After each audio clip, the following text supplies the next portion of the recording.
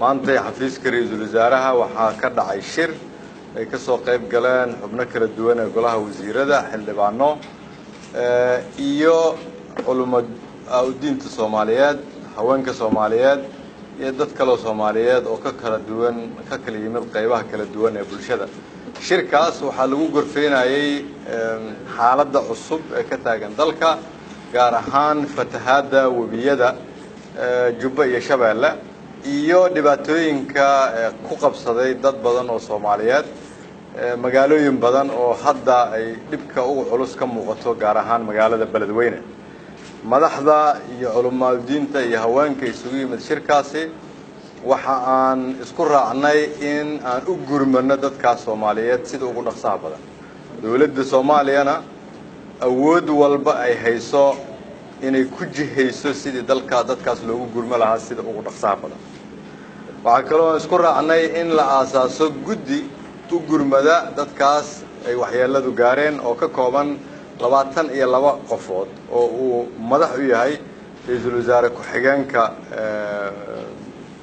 xukuumadda federaalka Soomaaliyeed waxa qayb ka ah wasaarada kala duwan ay ka mid tahay wasaaradda arrimaha gudaha wasaaradda caafimaadka wasaaradda amniga wasaaradda gargaarka masiibooyinka wasaaradda beeraha wasaaradda biyaha waxa kale oo kamid ah culumada Soomaaliyeed oo halkan taagan oo aad u jeedaan waxa kale oo kamid ah xildhibaano Soomaaliyeed oo qayb ka ah waxa kamid ah haweenka Soomaaliyeed oo iyaguna shirkan joogay maanta guddigaasi waxa uu ka shaqeyn doonaa sidii dadkaas loogu gurman lahaa sida ugu dhaqsaha badan shirkaasi markii uu dhamaaday kadib xafiiska ra'iisul wasaaraha waxaan haddana isugu yeernay shir kale oo aan ugu yeernay dhammaan safiirada iyo hay'adaha caalamka ee nagala jooga halkan ama ha ahaadaano UN-ka ama ha ahaadaano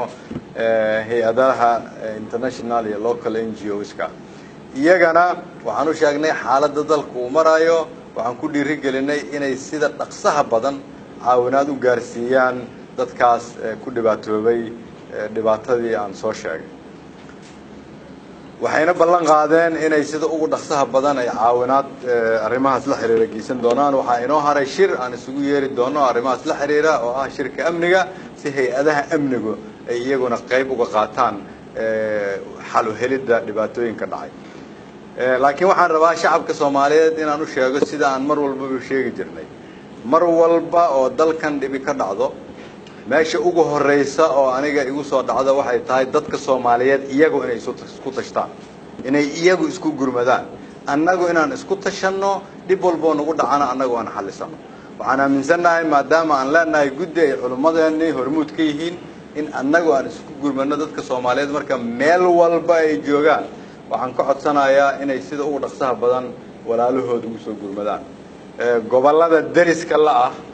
meelaha dhibaatadu ka dhaceen oo aanay biyuhu iyo dhib ku saameyn waxaan leenahay u gurmada walaalihiin 22 qofood oo xubnaha ka ah guddiga aan maanta halkan ku dhisnay oo aniga iyo madaxweynuhu aan ka ballanay inaan dhisno iyagana waxaan ka codsanaynaa in sida ugu dhaqsaha badan ay shaqadooda u gutaan shirka ugu horeeyana ay galaan soo saaraan baahida loo qabo caawinaadda ummadda Soomaaliyeed ayna iyagoo kaashanaya hormuudka culimada Soomaaliyeed ay iyagu bilaabaan sidii ay ula hadli lahaayeen dadka Soomaaliyeed sidii loo caawin lahaa intaas ka sokow wixii yaala gargaar ama bac ama tendo ama daawo oo ay dawladdu hadda hayso waxaan ku bixinaynaa amar in la gaarsiiyo dadkaas dhibaataysan qof walba oo ku waxyeeloobay waxaan leenahay waa lagu soo gurmanayaa intii dhibaato ku gaartay waan u duceynaynaa waxaan u ballan qaadaynaa laakiin anigoo ku hadlaaya magaca dawladda federaalka Soomaaliya in